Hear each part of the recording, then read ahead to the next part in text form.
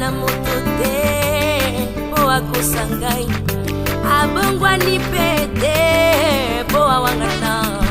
Nzambe ya luna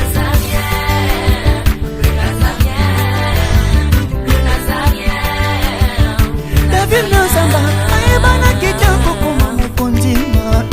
atako bapakolaki mafuta na mosakolima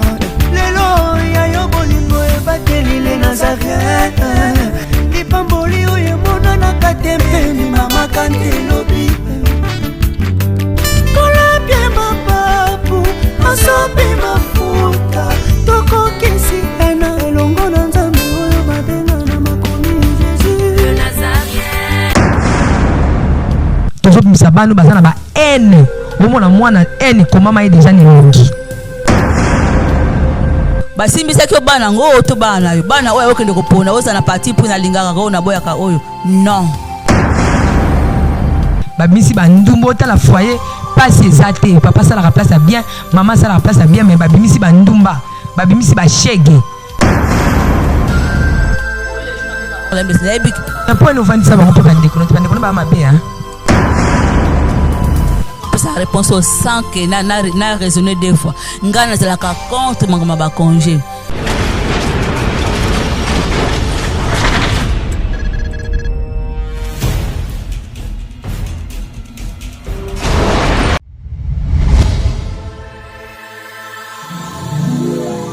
oyo miswe monate matoyi lokate oye matina na motema ya moto te ya mokolo abombeli yo bandeko balinga mikati na nkolo Yesu que Dieu vous bénisse tobengisi bino nyonso boya ebele na action ndenge boyoki wana ndenge bolandi wana date ezaka moko 13 au 27 décembre what ate na kati ya donnez-vous ezali dédicace ya temple mpe anniversaire ya église Messi, oui, quand même, n'est pas y a pas de capitaine. Ce soir, dis-le, Dieu m'a dit, c'est un moment où je vais enrichir mon père. Mon pasteur dit, je serai là, je suis au rendez-vous. Jésus-Christ, au rendez-vous, ça sera chaud. Comme ils disent, nous voyons, ébélé, qu'on vive le mot qu'on entend là. On parle na thème kitoko oyo. Intitulé Le grand C. Le révérend de Kinshasa, Nakoza Lawana, bien-aimé, Yopé Zalawana. Bien-aimés dans le Seigneur, je vous salue tous au nom du Seigneur Jésus-Christ. C'est votre humble serviteur, l'apôtre Simon Ben de la communauté Messie Jésus. Je suis là pour vous informer ce que vous attendez. C'est la célébration de l'appui de l'Éternel. Nous vous appelons tous d'être départis pour venir célébrer, vénérer avec nous le Saint Dieu qui fait tout en merveille. Et nous vous avons invité, les éminents hommes de Dieu pleins de grâce, charismatiques et des hommes capables à vous apporter une excellence de Dieu dans vos vies. Intitulé Le grand signe du temps de la fin. Nous sommes à un moment où le diable est en train de se cacher derrière le dessin, derrière les images, derrière les sons. Et nous ne savons pas comprendre que le diable est en train de s'infiltrer dans nos abris, dans nos maisons. Et voilà, nous aurons des hommes capables à nous révéler le mystère caché du temps. Voilà pourquoi nous avons invité un homme de Dieu. J'ai dit aujourd'hui, l'homme de Dieu.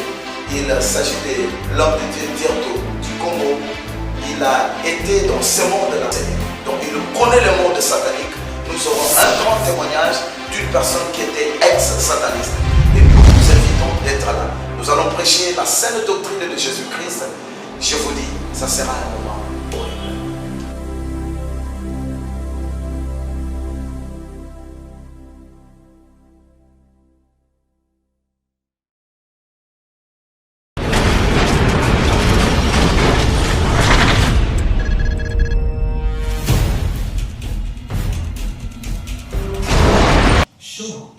Bonjour, bien-aimés dans le Seigneur, aussi shalom chez vous, c'est-à-dire que la paix du Seigneur vous comble davantage dans la beauté, dans la foi, toujours dans la poste de la bisopé, au sala, où est-ce que ça comme la beauté, et belé, et pas pour la kabalike, ou bazali, bisikanion surtout, na mokimomba, ou qui la met pas en colo yesu, asia, et ça wangai, wabino, la princesse de l'éternel. La humble servante de Dieu, la présidente du Parlement céleste, députée quoi, la certifiée quoi, pour vous présenter l'émission Oyo, hein, la parole de femme. Donc, Maloba, Yabasi, autrement dit, Bisika, Basi, Oyo, Bazana, Liba, Koloba, Bayaka, Kopesa, Bandekola, Bango, Kuma, Kozala, Kuma, Makamizo, Tambola. Mais aujourd'hui, j'ai encore ce réel plaisir de recevoir pour vous une dame de Stomécène. C'est une femme qui parle très bien et puis elle va poler, mais elle n'est pas na race bangala, elle va poler pour la prochaine mabota libérée aux anamikakatano.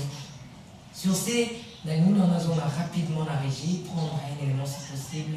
et puis nous allons apporter comme ça.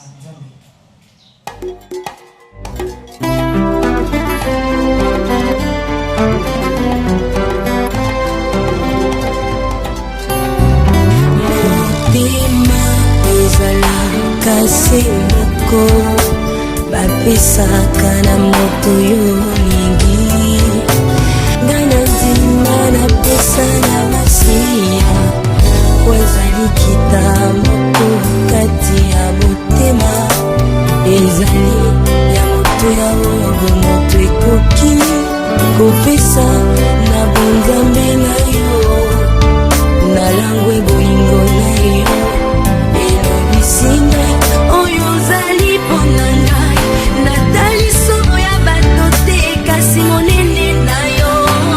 masiya alambisanga ye alambisanga ye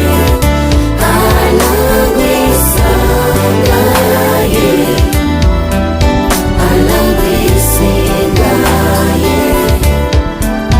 ye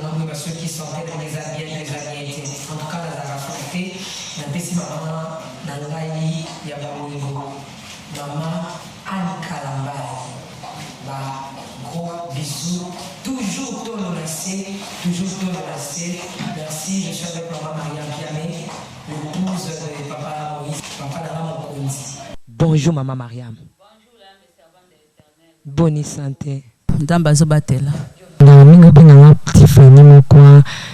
Et ça ko bien hein? Bien makasi penda na sepelaka na openza na talaka jeune âge na yo. Otiki ya mokili tandis que bilenge basi mingi leo soko tali bazana mokili kokanga na mokili kolata mabe kotambola mabe kokene na baboite mais yo penza au consacrer jeunesse na ona bonzambe esala ngai sengo eza penza rare so ba compter batokola bino baza penza mingi te na se na moyo. Je pense qu'ils ont réciproque pour ma maman. Puis le coup la bine ma Mariam aïbika relaxa bana ninga osana kindumba et relaxa ba jeune fille abatou et ba binga boss ma maman nani pire sert à quartier. Mais vraiment peu au mi pesa na nkolo relaxa ba qui na beni je sali les habitants ya beni biska boza ba mbote mbote na papa na Moïse Piame ba maman Rachel ba maman Janine bon surtout ba salutation. Ndengo tuko ba pinse wana bazao ba kochaka bilenge basi ya vandi si bango za ko encadrer na poka babimi ba ke batambole na mibali ba ele mbongo azi pourcentage na esale makebele mais ça na litomba mogote la humble servante bible bina biso à quoi bon de gagner le monde et si tu perds ton âme les derniers jours ça ne sert à rien vanité de vanité mais ba bakanga makana nzambe suka suka balataka motole na kembo pour ça déjà bato bazolanda yo mbote po et saloma motema moto po pesi papa Moïse non ba bisouté hein landa ngai na pesi bango mbote na pesi d'abord mobile na mbote esika za na beni pasteur na ngai ya beni pasteur Baraka maman Rachel lelo zo pesa papa Moïse mbote lo kwa ozo leka ni si si chéri na ngai motema papa bana mon directeur mbote siko zwami papa Baraka maman Rachel papa René Mabundu maman Jeanne père nazonga na Kinshasa pasteur nanga Jean Paul na maman Annie maman Rebecca fiel nanga Brigitte na ba nanga nyonso mbote mingi na linga bino nyonso mingi. Si le lot na na séjour na kitoko foyer efficace donc le lot même na Congo en particulier même na ba mboka msusu ba famille zo bima mikolo ba foyer o eza mikolo e bote mikolo eza ba foyer moko o is efficacité ba foyer moko pourri tozo ba tena ba siècle ezo ya soki ko za ndenge ni parce que ba koko na biso ba betela ke biso ba solo et donc bazalaka bien mais oyo ya touro ozo mona foyer zo bimisa ba kuluna foyer zo bimisa ba bandi foyer zo bimisa ba tiel siko dans 10 ans to bimisa ba nani bando qui physique té maman Mariam elobelo ndingi si jour bon si jour eza malamu ya solo dogo tukoloba a boye na tanga bakoko na biso ba foyer za ki solide éducation za ki réussi par rapport ya siècle présent ya solo eza passe dépravation à mère c'est makasi alors katikati na ba foyer po baboti basa la foyer moko solide d'abord c'est basa na harmonie spirituelle basa na communion spirituelle basa na bomoko basa na même langage pour na ko assurer éducation ya bana bango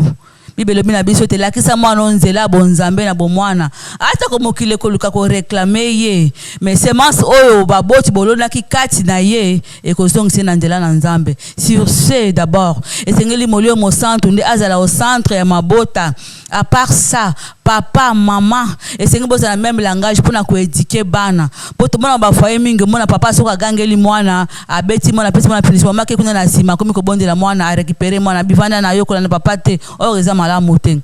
En ce qui concerne l'éducation des enfants, papa na maman, ce qui s'agit de punir mwana. Si papa simba fi mo pe simba fi bo beti mwana bino sonzela moko. C'est ça. C'est ça. Non quand ba foyer faut moko za la moi doux, moko za un peu moi papa beti maman récupérer bondeli. Maman wana bokolonga te. Bokolong, à ce qui concerne l'éducation des enfants, papa na maman c'est bosa na langage moko. S'il faut punir, vous punissez ensemble. S'il faut vous donnez ça ensemble. En tout cas, ce que moko azalaka pour, moko azalaka contre, ou bien ce que moko apesi mona peut-être etumbu yo ke kuna simo bondeli papa na bino azaka bekolanda ete tozo baby sabana. Ngala azalaka bongo mama Tiffany. So papa za ko gangela mwana, nazalaka na sima papa. Tozalaka biso so langage moko. Kobanga te so pe ko bonda so pe ko pesa ba kuku ko pesa ba félicitation to le banga on bisi même langage donc et ça tous les deux côtés. Ce qu'il faut que punir vous punissez ensemble, s'il faut que boka ba fleurs vous jetez les fleurs ensemble, c'est ça. Papa papa misuku to tikela ngai mwana nga moi papa mama misuku tikela mwana nga na mwana ki passe pona ko bimisa ye jamais ko bimisa bana tant que moi za ka bongo so pesa nde mutu makasi jamais tozwaki un peu makambo ebele avant na ça si je namekaki un peu kosola na bato ebele balobi bafoye mosusu ezozala efficace te parce que kokabola ezali dans quel sens papa azalaka na bana ni moko alingaka mama mpe azalaka na bana ni alingaka sikoyo bana bakoli na babiloko mona motema lobi okuna tozobimisa bano baza na baene omona mwana ene komama ye deja ni longi po akola na affection parfois ya papa mais mama alingaka ye te mais mama ngo abota ye hein? Est-ce que bazala ndako moko papa na mama to bazaki divorcé nga pe na ndako moko bana ne mibalo alinga makasi papa paza na bana ne nabite soki bafoya bongo mona te hein ezalaka papa lingaka mwana o makasi mama pa lingaka o mwana na ye makasi osale matin sert mama la humble servante comment yo moboti supposons nga neza bana nga 6 boy ponga azaka mère de maman de garçon na bota 6 garçons les na 6 garçons nga na pona misusu neti mibali misatu ba misusu na boya bango non basimbisa kyo bana ngo to bana yo bana oyo okende kopona oza na parti pour na lingaka ko na boya ka oyo non Dieu kolobake obota 6 garçons mais papa Moïse ninga zolanda biso bongo azaka pe na posa ya mwana mwasi po ye moko ba la princesse yo koma neti fille niki nanga siko to admettons que neti kaka fille moko boye nzamba sungi mama Maria mazui fille moko fille niki ya ninga solo ya ninga la princesse te mais ninga solo siko ko sera mwana nazo keneti na ange frère oh neti na kana nga malheureusement ko ya lisusu te po to isto clôturer côté wana botaki na âge avancé hein nzambe akozala na parti fuite la même les servantes non basaka kabana azala ta za fini parmi les garçons akozaka na même peu d'égalité net bandeko na ye nga nalingi te tosolola lokola likambo eza ya yo nalingi tosolola mpo na bafoye nyonso mais yo na ekomela tozokaki na ndako oyo papa alingaka mingi mwana oyo mais mwana oyo mosusu alingaka ete mpo azolakisa ngo mpena ke nalingaka nde oyo mingi akoya na bakado apesaka kaka moko misusu wana azopesa bango te omona ke foyer déjà ezali ezotepatepa déjà bon nayoka na nga na vivant ngo mpe neti nayebi foyer moko mama ngo aza na 5 garçons mwana suka suka abota fille toza kisi papa uti musala boye sacha mwana wana mwasi ekozanga te mais azaki mwana suka mpe azaki moke par rapport a baleki ozomona na cadre wana mwe mpe mabe mingi te po azape mwana suka azaki mpe moke par rapport a baleki po baya bakole ba biscuit te ba bombo te neti bana université par rapport ya mwana oya moke mo ezaki te kolobaki aza injuste to alingi oya fille koleka ba oya garçon ba ene ezakaka par amour nda osala yango mais na partie plus te j'étais avec eux na Goma mais papa na zalaki ko tia bana nyonso à l'aise bango nyonso azo traiter bango ndenge moko kuna on nani parce que ngai la princesse déjà na kotana ba foyer bongo je ma grande sœur azana mobali na ye hein c'est une cousine à moi mobali na ye abota bala mibali kaka mibale moi si aboteli ye basi 6 bana basi 6 alors papa wana pena la kisaki na lingana nga bana na nga mibale o mbali ya basi wana akipaka bango ezala minerval ezala nini mais o ya mibali wana eza ya ye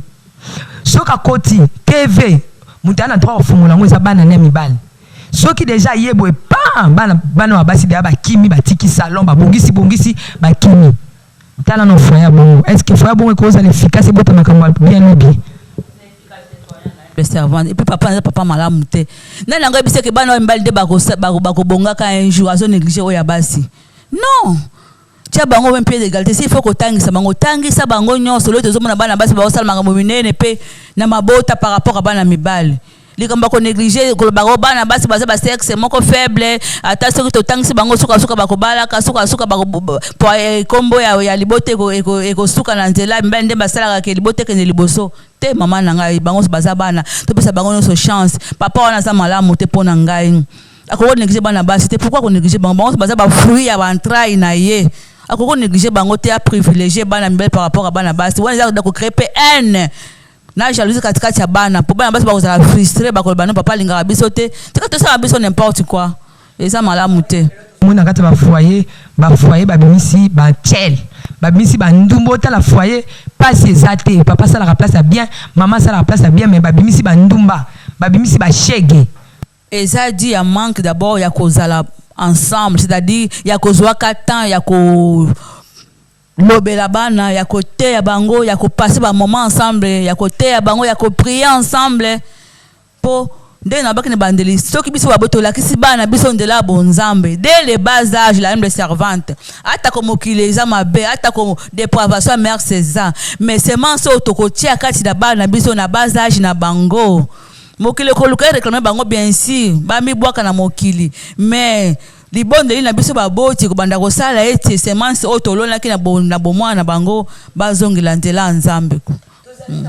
ko en face ya bandeko na bango oyo papa aza na bana na ye mais azokipe mingi bana ya bandeko na ye bana ne moko azokipe bango bien te azopréféra atangisa na ye baniese na ye bacousine na ye mais bana ya ye moko mpenza etali ete alobi bana bazalaka ya mama eza pasi na mawa la humble servante mais nebe ekolo bandeko na biso ba Congo bolimbisa ngai bango basokipaka beaucoup plus na baneve na bango pour na bango baneve nde baza bana par rapport ya bana biologique or eza bongo te d'abord avant banda na famille élargie banda na famille na propre famille restreinte na yo beaucoup la bana ndenge esengeli to boite kosunga baneve eza mabete supposons nga na ndako naza na neve na nga moko aza orphelin de père akobenga mbai na nga papa leki mwana nga nazwaka en charge na futela ke classe na tiaka même peu d'égalité na bana oya ngai et puis la même de servant sans te mentir mwana soko landanga aza témoin na tiaka même peu d'égalité na bana na ngai nazaka na partie prité d'abord aza mwana moko modèle par rapport à mes enfants je témoigner ça aza mwana moko modèle extraordinaire okopese ba charge okonfie makamba ko sala malamu to koleka bana nga na bota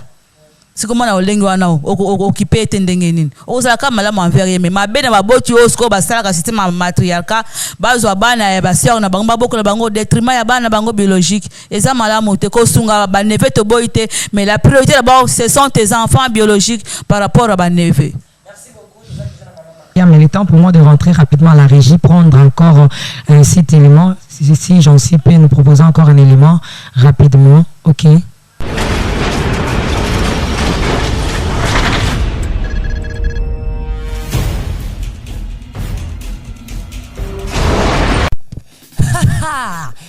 Événement ya solo. Les Nazaréens appellent biso nyonso cadeau. Au numéro 1. Émission ya Yambo. Toko Yambela Bino, l'apôtre Joseph Chopa. L'apôtre Joseph Chopa à Koleka. Ensemble avec vous. Surprise na les Nazaréens. Nulle part ailleurs qu'à Awa. Cadeau. Il y a fin de l'année. Il y a un moni bolingo na biso na bino. Ezomata. Akiasuli ya kokiasula. Afiunu kisi ya kofiunu kisa. Atomuti ya kotomulisa. Amatisi ya komatisa. Mais botu nanga. Kado ango eza nini? Eza le 12. Le 12e mois na 22h30. Bonzwanga à live. Na sala nanga bémission. Émission en direct ezande na mois oya décembre. Alobi ba mère nyonso bazana bachi na bachan, ba père nyonso ya bachi na bachan o ba lukaka batu n'apôtre Joseph Chopa en live. À partir ya 22h30. Bana nyonso ya nzambe. Benga biso na Skype oyo. Benga biso na WhatsApp oyo. Benga biso na numéro oya Viber. Benga biso na numéro oya Imo. Benga biso na ba réseau nyonso kozala direct ba ko présenter biso na Nazaréen. Zamba likolo apambola bino, Zamba Nazaréen apambola bino, ko bosana te bande konanga. Muto ko kiasula yo na fin de l'année oyo azate. Na loka ndoki nyonso lokaka yo ke na fin de l'année oyo oya ko kiasuka azate. Bino na linga bino mingi. Et si nanu te ndenge kaka tolobaka ekosi la boyete. Le 19 12 na 22h samedi le 19 décembre à partir ya 22h na 2015 kaka oyo yomoko yoka na matoi na yo. Quel événement? Oh, ça va boum. Ça va scandale et puis ça catastrophe. Le gars yango yeti. Événement mozoko luka penza yango oyeye votre humble le pasteur Vincent Makela Meshak en direct na ba TV na bino en direct na ndenge bino bolanda kabiso et ça cadeau signé les Nazaréens oyo ezali sita bana nzambe sita ba chrétien ya solo oyo to tatonaka te ya solo penda poto lo bakaka solo na sena yebisa bino ke oyo na oyo ekokanaka te alors lokole kokani te bokolanda émission en direct le 19 oyo muto azanga te à partir de 22h site nemno bolingaka mingiti soko oyo kobeta mokolo ango le au pluriel avec S au petit point Nazaréen TV 13 nazongeli le au pluriel point Nazaréen TV 13 et le pasteur Vincent ce qu'on a centre qui fait nazo dribble azo pesa pasteur Vincent ba passe Yesu Masiya yende nkolo donc so bolingo ba vérité bo benga mukolo na ebele donc ezali cadeau oyo le Nazaréen apesi biso bato pe bolingo benga biso na biloko somno bosalaka ba WhatsApp soki ba imo soki ba nini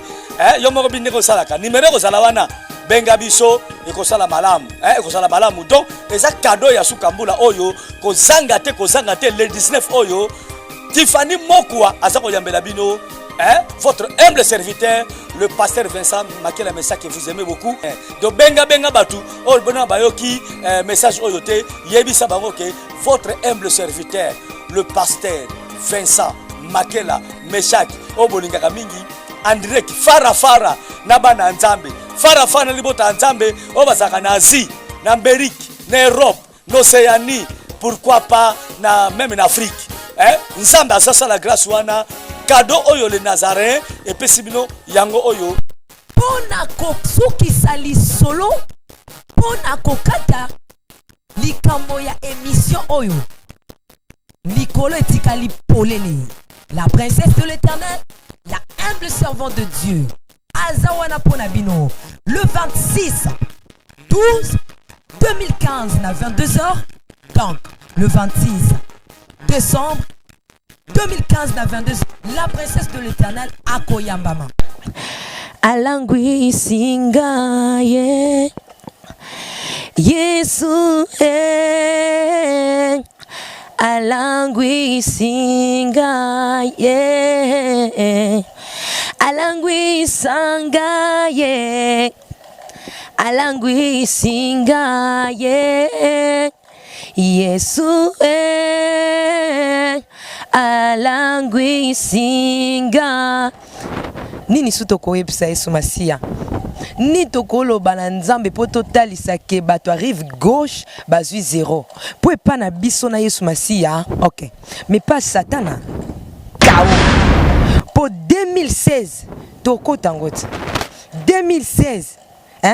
torome mama tokota na lobaki o atiki akoyeba sa nini batiki ye siko nalingi batika bale Nazaréen te Yesu Masiya kamata bana nyonso tu bapapa nyonso tu bayaya nyonso tu bilenge nyonso tu oyo tokotaka toyaka kokuluka Yesu Masiya oya Nazareth bien aimé dans le Seigneur journée et aka moko journée balobi ezaka moko cadeau ya fin de l'année bisika tokutana na la princesse bisika tokozala na nkolo Yesu Masiya to célébrer bonzambe na ye oyo omema biso na 2016 le 26 décembre 2015 nabi bien le 26 décembre 2015 bien aimé dans le Seigneur émission ba pesi bino cadeau les Nazaréens pesi bino cadeau à la princesse de l'Éternel olinga osale ba remarque okomaka wana olingaka o souhaiter babiloko malamu olinga ko pese ba mbote olinga parfois réseau mkolana oyo olinga ko benga ezwa kiteme ya le 26 décembre nabi bien samedi le 26 décembre 2015 na boy tokota 2016 sans que to souhaiter ba meilleur ve na bino donc benga na ba numéro ni somo na Skype kani o monde ba komi wana na Viber na WhatsApp na Skype na Imo okozwa la princesse na émission o ekoleka bokomona ngo na kati en direct ekoleka ekokota bino na bandako cadeau ba pesi bino je pense que pasteur Vincent Lobi eza événement pasteur Vincent Lobi eza nini événement ya makasi émission makasi bokolanda ye mo déjà Lobi l'apôtre Chopa atikali simate a Lobi bantina bancha e royal sus mutako kiasuka yo azate et Lobi na apôtre Chopa mutako kiasuka yo azate po awa toza ok mais bato arrive gauche bazaka na rassurer yo olingo tuna sur album pour déjà eza na bandaku na bino côté olingi ba yembela bino na yemba banzembo nyonso tu oyo ko linga o CP na album olbike c'est Tiffany yemba kata atakaka Moteme tondi ndelo baka bien poésie nyonso ya mutuya nasina tondi bolingo na yo Yesu nzambe ngai miswe moni preve dutakate etenda se motema yendi mawi nasina moni bolingo na bino nasimbi pe bola mwanzambe Yesu olingi otuna ye mituna olingi opesa mbote olingi osolola na ye olingi osala ba remarque opesa conseil pour les Nazaréens kota na ligne kaka na ba numéro oyo pour na SMS komela biso en direct ya émission tokotanga yo en direct ya émission bokosolola na basali ya nzambi wana en direct ya émission okotuna mituna na yo pe ekoleka na les Nazaréens le Nazaréen avec Jésus-Christ tout près chez vous. Bien-aimés dans le Seigneur, à ne pas manquer. Rendez-vous à ne pas manquer. 3 samedis spécial. 3 samedis spécial. Le 12, le 19, le 26, à partir de 22h, on est ensemble. Il n'y a pas de souci. Bonne année, meilleurs vœux.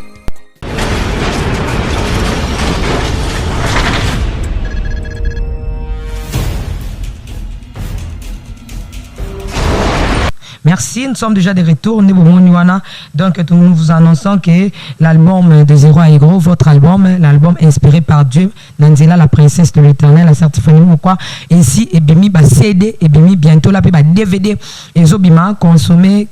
ango, nzambe ya upambola yo, kotisa, nkolo nanda kuna yo, nzambe alukota de zéro. A commission héros place aux ali ma be nzambe ezali wapi donc ma be nzambe za biso sombi na CD à des 0 à héros ma be nzambe za tebo lukango na France mata France bozwa yango pa ya leader leader Francis Lola na Château Rouge kuna na rue Marcanet nde bozwi yango. Donc, vous joindre le numéro bengi 06 25 59 98 53. Nous avons besoin de bon et puis surtout Bazalina Hollande, Bazalina Belgique. Donc, vous avez un pasteur Didier Mbongo Ziem Tazo côté Kayango et puis surtout au Bazalina Espagne. Ce qu'on a besoin de Espagne, vous avez un numéro 0034 63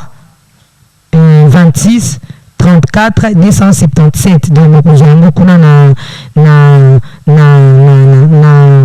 Espagne. Donc na église Casa de Orancio. Donc nous avons kuna consommer cet album. Donc la Bible en Espagne nous avons na église Casa de Orancio 0034 63 26 34 277. Donc 277 à Londres peut bientôt là bozango na Italie peut je pense que calamité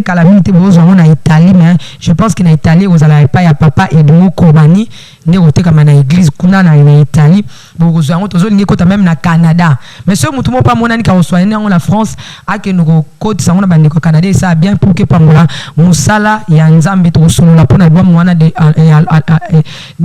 et à large toro yemba toro sepela ba yamba la princesse pour toper sa idée générale ya album la tala kaka mabonde na mino mutesali ke ba sedana lelo to ba DVD bima et bima ce qui est binoté mabonde na binoté mais ezama wa mingi parce que album ala pende uti ba des zéro nzambe pena salika ke na nzela ya papa na ngai eko mape héros eko tana banda kuna bino. Merci beaucoup maman Maria. Mais comment foyer o ezoboko la bana bandeko ningo uti kopesa exemple wana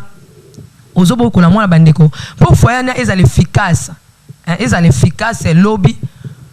boni yo kola kisa bana na yo epa ya mwana yo zoboko la enfant moko zui adoptif neti to mona papa msusu banda ko bota tazi mwana moko azoboko la tant kaka boti boye akomo négliger na ye mwana wana oyo abotaki komo koki otalisa mwana na même na bandeko na yo otalisa mwana na pe na bana oyo boti pour enfin que foyer aneza efficace ça foyer monter et comme koloba malobi oye kutu tozwaka ebongo te boye kutu ya bongi tala kutu. bafoye oyo babokolaka bana ya bandeko badeve baniese en tout cas eza tozosungana c'est pas dit que nde naza liboso na bino naza excellente na makambo nyonso nakopesaka conseil koloba boye soki obokolaka bana ya bato mosusu na ndako obe soki peut-être obotaki noki te ozwaki bana moko ozalaki kobokola eke nzambe asali ngolu oye kobota papa mama ozolanda nga na ngonga okozala na indifférence te traité bana wana malamu supposé obokolaka baneve na yo oza mpe na bana na ndako talisaka bango ki o wana aza ndeko na bino nga moko nazaka fier koloba ngo mpe bo bazolanda nga bayebi naza na mwana bokolaka nazaka fier kolobela mpo na ntina na mwana wana nazaka soki nasombi liboya nga bilamba mpo bazaka tai moko na Moïse na ngai mwana nga misato nasombelaka bango ndenge moko bashosaka ndenge moko doso mutu yebiseke wana za mwana nga te bato bandimaka te fonga moko na présenter ke wana za cousin na bango donc aza penza mwana kaka o nga penza donc bien que make 9 mois te mais na chaka e penza na même pied d'égalité na bandeko na bango de fois kotalisa bana oyo yo boti ke wana za ndeko na bino bo minimiser te bo mépriser te parce que lobe ya mutu toyebi te zwa bango nyonso ndenge moko traité bango nyonso ndenge moko ya mwana moko oyo moko boti na kata libota papa na mama bozali bobala na bozanda kumoko mais bwana mwana moko aza insupportable pour que foyer na bino ezala efficace na modèle ya mwana bongo azo kotia instabilité déjà na kati ya foyer donc azo tesa bino de alobi kozala no pesi mbwa boye bokosala na nini bokoko zone bobengana ete bonga na mona ndeko moko boye abengisaka mwana na ye aya na mboka bapaya atikaka mwana na awa me mwana na komi na mboka bapaya kuna a partir ya awa déjà babebisaka mwana wana ekomi na ndako na mboka bapaya kuna ya sabota ki azaki na mwa stabilité na libota na ye ndeko wana ndeko mwasi akamati akomi otya mwana na côté na ye alukela ye kiti na ye alukela ye basani na ye de père qui abebisa bana oyo bandeko mususu o ba okuta yazaki na kindoki soi-disant ndenge ndeko wana mwasi ye moko aza ko expliquer donc singa ki atia mwana wana na bisika na ye alukele lutu na ye asakana na bana te mwana koti souci jusqu'à ce que ayo kukufa donc même attaquer sakana bana ya ba voisin eh yo okopesa bana ba voisin kindoki na yo tika donc chaque jour avant il faut ba betailler allo balatina kindoki na ye mama Mariam na mabota bo ça na ya na premier volo lo baki soki bozana mwana moko za insupportable katikati na foyer boko bengana te boko sala nini boko bengana te la de servante yango na kati na mabota biso babuto tana devoir ya kosola kana bana biso il faut to dialogue kana bana depuis bon mwana soki bana bakomi na âge ya maturité il faut que sola kana bango na âge ya muke para ko s'imposer mais soki mwana komi ko koma na âge ya maturité à partir à 12 ans il faut ko kaya ka dialogue na bana il faut ko vanda boyoki pe bana baboti tous la papa ba para moko batata te très méchant musuku to pesa ba kombo o vieux Goliath o vieux nani serpa vieux nini negolobi wana te bali ko banga baboto po bayisa bango makambo lo toza ko mona nini de éducation du fils mona za likamune mais pour aborder para zo banga tellement que para tikela ka ta occasion na te po ayoka mwana ebele baza ko bebisa bana bango na ki matata na bango ki méchanceté na bango papa mama tikela ka bana temps ba aborder yo ba sola na yo âge ko s'imposer yo parents envers les enfants na bas âge ti na 12 ans mais ce que moi ça ko si 12 ans koleka solo la kana bana baboti boyo kaka bana bino ba s'exprimer oleka ba kenda ko s'exprimer en dehors ya ndaku na libanda ya ndaku eza kufa o ba ko pesa kuna conseil wane ko zala malamu te mais yo moboti papa mama zwa katango sola bana yo bo sala pe échange ya makanisi mwana pe mifungola o mwana mifungola ka libanda ya ndako et pourtant na papa na mama na ndako sika ko mifungola pe ba ko sunga ye malamu mais tellement que ba bangaka ba papa baza méchant ba mama baza méchante ba utika ba ta occasion wana te ba sola na bango bana ba okende zo éducation mususu libanda bana bazo beba mingi na ka o lobi ya le problème ya ko soki na foyer sali ke mwana moko bayambaki asa beba bayambie na ndako soki ba parents na baza ba chrétien beaucoup rejeter mwana te solution na biso ba chrétien ça toujours dans la prière bozo atako mais mwana na mabondeli bo me ma fardo na ye nzamba ko sunga soki azaki na misala milili akotika yango mais soki bo rejeter bozo sunga ete oleke likambwana esila eke osampirer le parce que bozo chaye à l'écart bo yamba e bozo lokola mwana bino bolata likambwana et puis na mabondeli nzamba ko pesa solution ko abandi te yo répondre à question na tout na malamu po yo pe ozana kati na yango mabota oyo bazobika parfois ba parents bazali banda bana bazali msu na Congo bana batika na Congo mais kuna pe baza bana kaka ya bango moko ezate ke yo bana mobala bota mais eza bana na bango moko mais condition sala ke papa na maman ba voyager les msu na mwana moko bakei kuna bakie ko bota su bana msusu bana msu batikali awa comment boko vivre na harmonie na foyer aussi ezali lipapu elle Paris elle Europe elle Kinshasa elle Brazzaville donc bana bazana elle msusu bino pe bozana elle msusu foyer bonga ko zala efficace ndenge ni ekozala efficace na kozongelaka likambo ntango nyonso lakisa bana onzela bonzambe la humble servante dès le bas âge na kopesa ndakisa na moko pour le moment toza na Kinshasa te toza na invitation na mboka Beni na kotala bana parce que moi na liboso asisa ki cycle na ya licence en droit tozela bango ndako sika bazalaka ba valeur auto inkilika bana nzela bonzambe to lakisa ba même na absence na biso bana wana basela kaka nzambe. Parmi les 4 wana mibale baza ba choriste moko aza na social moko wana nde abetaka mbunda na église. Alors na absence na biso tango na komesika bazali na oki rapport penza mabe penza bankashte bien que zalaki expérience ya liboso to tika bango parce que depuis babota ma bazalaka na biso en tout cas rapport mabe na yo kité batangi malamu na absence na biso bango nyonso bazui balamba ka bango moko basaka makambo nyonso bango moko yango lakisa mwana ko bate wazama mobali na lakisa ye ko lamba te na lakisa ko sukola te soki to sunga bango tembelelo ba se retrouver kité ko. Voilà un peu. Il faut que je bango même à distance. Dès que tu as to benga bango tous les jours. Situation na bango to contrôle ka papa maman o boza peut-être en dehors boza à l'écart na ba na bino quelque chose ka bango batika quelque chose ka bino bozali boza la suffit na bango même de loin ngana landela ka nyos na benga bango jamais tous les jours na benga bango. Un point nous vendre ça bango pa bande ko ba mabe hein. Tele kamba bande ko mabete basi ba ko mikolo mabasa université basa bana mikete kenati ka bango ba vandi sa bango no ça fait partie de la formation na bango pe ça pe malamu ba ko li penza do ba uza kwa simba responsabilité na bango ndenge esengeli kuna. Excusez tozana ba foyer mususu to ali boso ba foyer oyo mama Mariam oyo ba balingaka kotinda bana na bango na ba congé ba ke congé ko lokota éducation mususu pe ba congé on ba tala raté. Il suffit qu'à mon kaka yana pisa za na mwambongo belé yo kende congé kuna technique moke na yebi ka ozonga déjà rentrée scolaire biloko nyonso déjà ekoka. Alors moi nazo kende ko lokota éducation mususu soka ina ndako est-ce que moi na koko maîtriser des éducations il y a des familles il y a des foyers. Sa réponse au sang que na raisonner deux fois ngana za la contre mangoma ba congé ba parents bo en vouloir na ngaite donc eza ndenge na ngana mobile na ngana opesa ndakisa ngali bana nga babota mata muko moto bakenda congé pa bato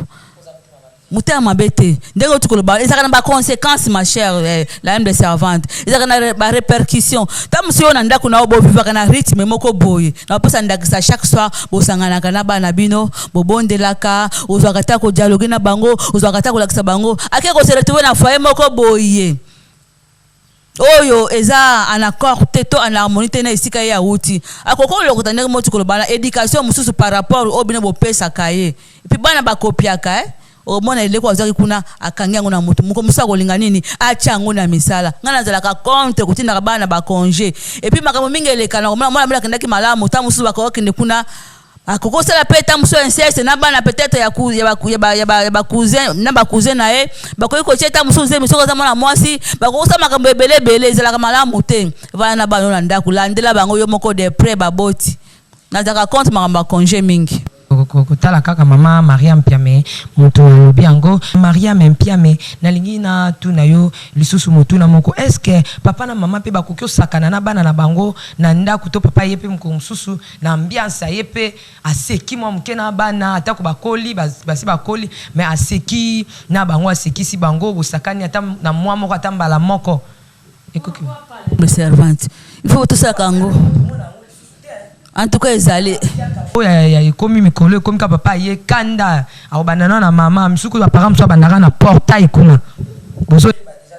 aye. Ezali ba foyer wana mais za ba karar. mingi eza na ba foyer chrétien pour tika kana komisa ba chrétien pour na nga chrétienne ba pa bon vouloir ngate na ba foyer chrétien mingi makambo wana ezalaka papa ko yabo ya sololi na bana situ so bana basi bakoli komisa bana ba camarade na yo papa mama komisa bango moko po yebo sekisi bango bosoli bo partager otalisi bango makambo nzambe makambo société neti ngana baganga po bolimbisa nga fina lobela ka exemple nga na vivaka papa bango za momuso ka yebo bakovana bazo solo bakosaba débat politique bakosaba débat makambo ya bible ba partager ka penza mais tous les jours te mais ce que occasion ne peut s'améliorer asala kango papa tika kozala vie Goliath zwaka ta ko sekisa ka bana bana pe minu na yo papa zala ka gentil eza malamu mingi. Est-ce que bana pe bakoko copier net ke amona ka ba foyem soto mona ka papa bandi bitumba na mama kuna bazo bimana ona salon bitumba pendozo ka bitumba bana le bazo mona est-ce que bakoki ko copier ngo pe lobby na ba foyer na ba mema yango pe papa bisa banda ko beta mama na biso nga pe na ko corriger yo papa ba ki corriger ka mama ba ko copier mama ngai Patrice alobaka mwana noso amekolaka makambo oyo amonaka baboti na ye kosala soki na ndako na mwana azalaka komona ezaka toujours nakobenga yango ring ya bagarre ntango mwana na kokola akopratike yango esika bato babundaka esika baboxe babundaka na ring ekoma na ndako nazopesaka yano na par rapport a motuna na yo mwana vivaka amonaka bapara babundaka ntango nyonso nakopesa mwa commentaire moke natalaka filme moko ya ba Nigeria na faye wana bapara bazalaka kobunda ntango nyonso mwana atikala komana bapara bavanda basola papa na mama baseka basala mwa baje mbolingo na miso bana bitumba nde mwana wana azalaka komona mikolo nyonso ntango mwana wana akola ye kobala abande kobeta mwasi na ye presque tout likambo moke fo abeta tina suka kobeta mwasi wana akufaka. Pourquoi? Parce que azalaki ko vivre yango na katikati ya baboti na ndako ya kolaki azalaki komona yango nde apratikaki ba parents bo pratiquer amour na bolingo bitumba ezalaka te na kati na bolingo ezande amour na kati ya foyer ezande amour ngamuko mususu na kosekisa balandi muke mwana nga misatu Moïse za leo na 19 amuko mususu atuninga mama po ni bobunda kate o non na mona sika bobunda te na lala na koseka parce que amona ngo depuis abotama mukola ko mona ngo ekolekela yeko c'est ça un peu vraiment amona ngo te bino bobunda kate po ani mère muko mususu bobunda nano ti maman Maria mais comme qui t'a déjà na émission na biso tolingi toto na yo est-ce que maman a moi si peu akokipe ko lata na kilamba na mwana na ye ya moi si osakoli apesa epe moi liputa lata bima pe ba mona yo zota chaînette na tia na kingo ils ont faire partie pe na harmonie wana te to fanda ki biso so pesiso conseil bon so rozineti chaque jour te mene ya moi na ngazo bima te zo moi chaînette to tia na kingo obi mama pesa mwana to mwana pesa mama mwana bosa le matin ko pesa mama ngo pesa mama no kado sombele loko na sika pesa ye ezali pote ezala chaînette za nini ezala body nini sombele ya sika pondere toza muto mutaka na aura babenga ngo aura muto mutaka na aura na ye oza na botutu na yo oza na chance na yo oza na malédiction na bénédiction na comment ko za mutoki na yo solat o 500 na mutu mususu oyebe ta dame na ete toyebani bilongi kasi mitema toyebani te mutu mutaka na chance na ye aura na ye ne tolataka boyela mabo etikala kana elamba siko oza aura na yo osangisa na mutu mususu oyebi force ne aza na ngote ata musa koko olatela mbano azi aura na yo azi ba chance na yo nyonso azi etalo nyonso akundi yango eza malamu te so longo sa mutu kado sombele kwa sika eno ya kosala ba échange. Merci, nous sommes arrivés à la fin de cette émission. C'était juste pour vous faire plaisir et puis to pesa na moba idée ceux qui se pédicient au commenter au commis au PCP idée na yo o isa idée à maman Mariam akabuli na bino yo peso za na idée moko boye o yo moni za supérieur to autotonité o ko maman Mariam na peut-être que za na mutuna to tonité mais concernant ba harmonie ya ba foyer o za na ngoloba ba parents bozwaka temps ya kosambelaka ensemble papa mama bozwaka temps kosambela ensemble puis transparence poza katikati na bafoni babala ni mwasi na mobali papa kobombelaka mama likambute mama yo pe kobombela papa likambute papa soko sala kalakisaka mama salaire na yo aye baba cop na yo nyonso aye baba entrée na yo aye baba sortie na yo nyonso na libala transparence nde ezalaka bomoko bolingo amour puis complémentarité nde ezalaka kati na libala voilà un peu on a cité. Est-ce qu'ils sont obligatoires quand papa faut que sa maman salaire ne? Aza moitié na yo. Ba maman tout ça ba lokoso. Ba koya ko like sabi que si on a la question ne va faire 1000. Ayo la question 700. Ayi que 300 na bombi. Ozongela li susu jamais ko la question nyonso. Pani jamais ça le kuta.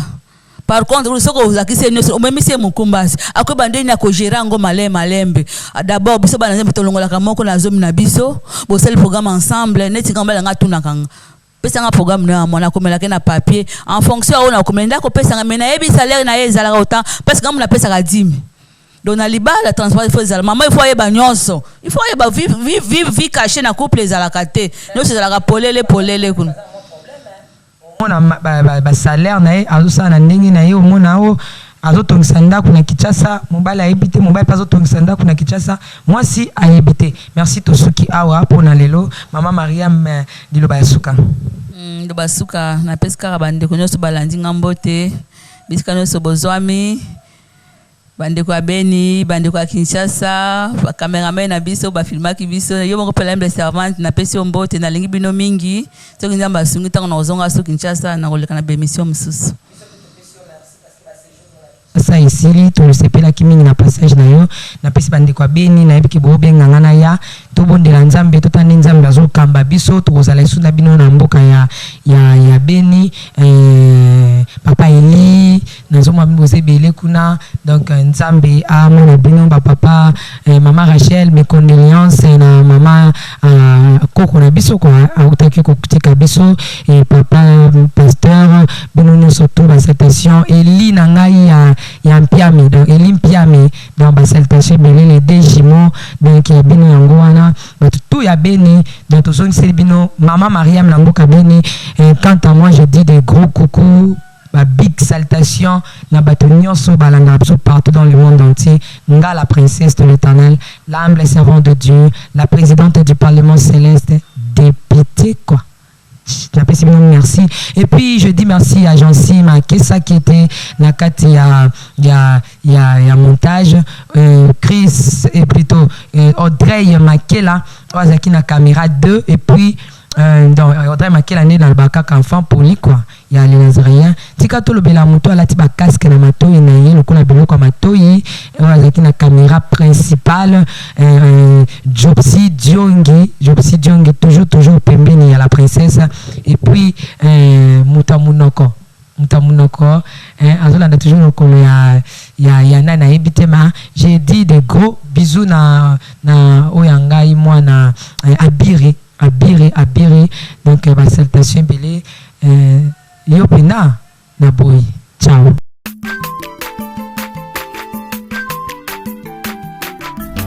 azamwana motote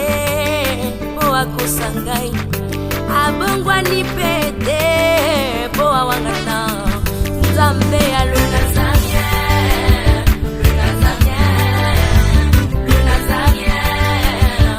David Nozamba